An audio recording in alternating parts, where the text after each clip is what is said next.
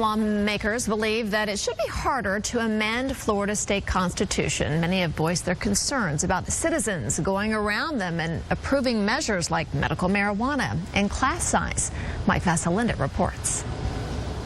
Governor Ruben Askew was the first to use the initiative process after the Constitution was modernized in 1968. Askew was frustrated with legislative inaction on financial disclosure requirements. They wouldn't do it, and so I went out on the stump. Following medical marijuana's passage, Senator Dennis Baxley wants to make it harder for voters to approve constitutional changes. He wants to go from 60% to a 2/3 vote.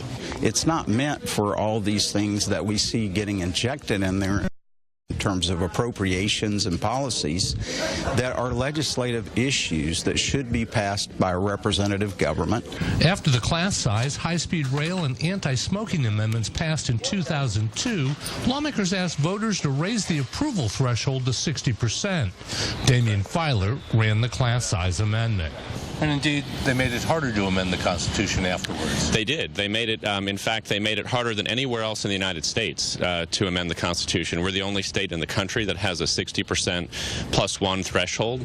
Filer says there's nothing easy about amending the Constitution. Indeed, most proposals never make it to a vote. And amending the Constitution is about to get harder even without legislative action. Because nearly 1 million more people voted in November than 4 years ago, the number of required petitions will increase by just over 75,000, making getting on the ballot all the more difficult and costly.